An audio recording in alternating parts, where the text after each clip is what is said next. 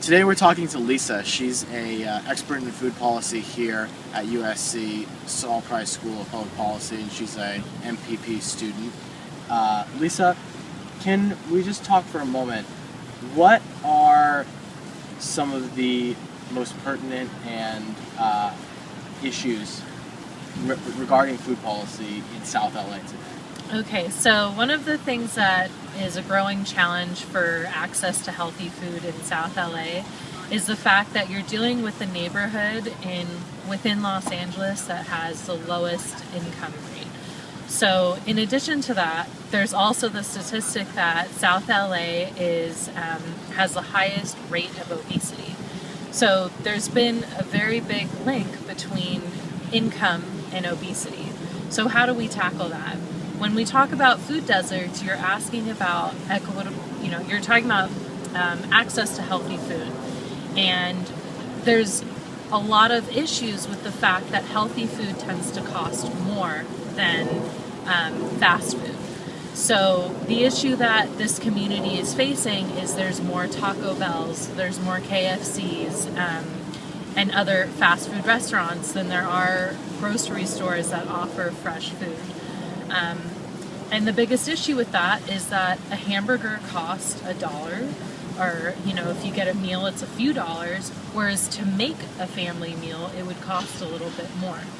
So this is almost a economic issue more than a health issue. Yes. Would you say that? Yes, I would say it's both linked to each other, because when you say I'm saving X amount of dollars on, by buying hamburgers versus broccoli, maybe you're saving $50 a month on your grocery bill. But what does that translate to when you're talking about your healthcare bill? You're expanding into an area where people with diabetes spend, on average, $6,000 more than a healthy individual. And those are statistics put out by the American Diabetes Association. So it's becoming an economic issue, because whereas you're saving in one area, you're spending more in another.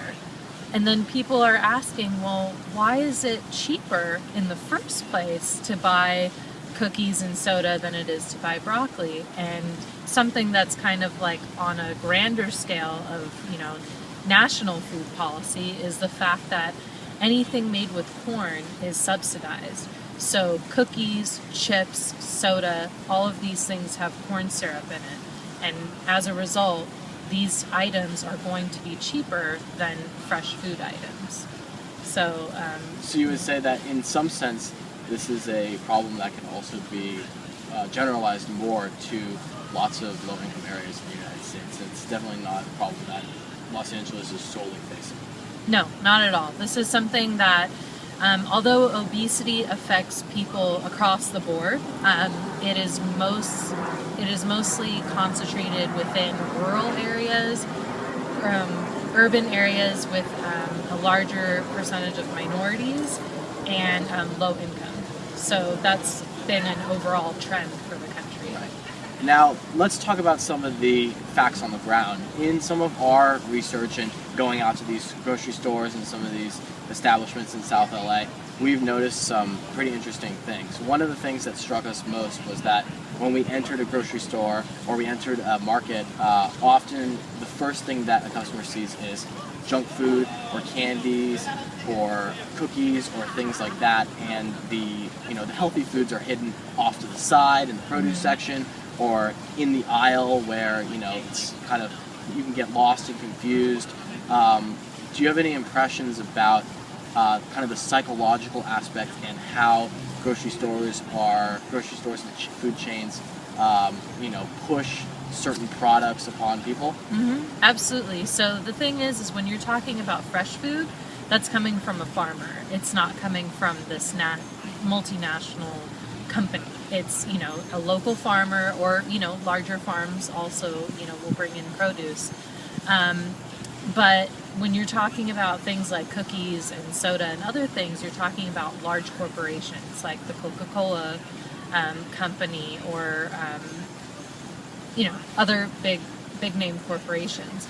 those people are going to spend more money in targeting children and people on the go to buy their product. Whereas local farmers are not going to put out an ad for their food as, a bigger company would. So there's this whole psychological feeling of, oh, okay, well, I've seen this on TV, I've seen it in the ads, there's like a new burger at Wendy's every month, it seems like, with bacon or cheese or something else in it.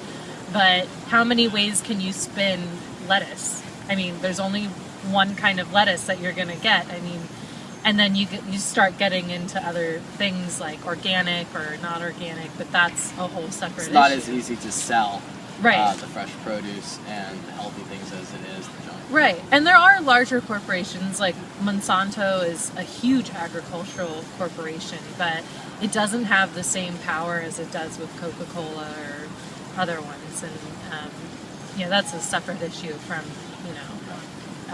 what we're talking about.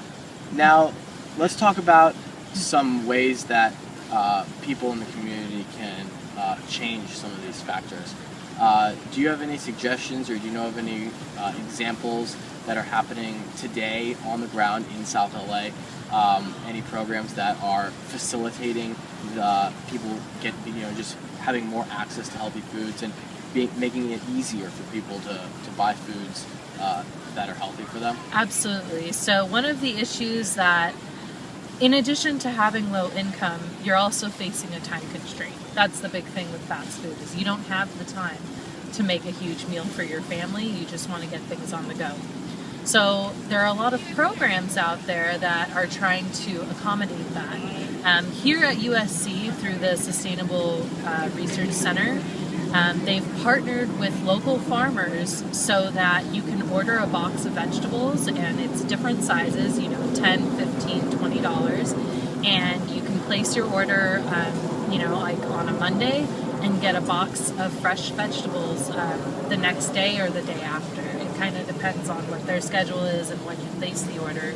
And that's right here at USC. You just place the order online and you can pick it up. So that's one example. A second example is there's local urban community farms that people can kind of participate in. Children can learn about, where is this fresh food coming from, how is it grown, and all of these other issues. And it ties in this community effort, because when we're talking about access to fresh food, it's not just about reducing obesity, it's also about how is this impacting the local economy and helping people in the neighborhood, and how is it also helping to strengthen the community. So those are two ways that I would suggest that people in the neighborhood could get access to fresh food. So it's really a multifaceted issue. Once, as we start to address some of these food inequities, those will actually lead to a whole host of other positive benefits for the community. Yes. I mean, when we talk about obesity, it's one issue that's related to poverty. When we talk about low income and where we are in Los Angeles, it's a part of our reality, in poverty here. So you're addressing a multifaceted issue when you address obesity in this area. Great. Mm-hmm. Well, we'd really like to thank you for your time, and you've given us some really great insights about the food situation here in South LA, and thank you. Yes, Appreciate thank it. you. All right, thanks.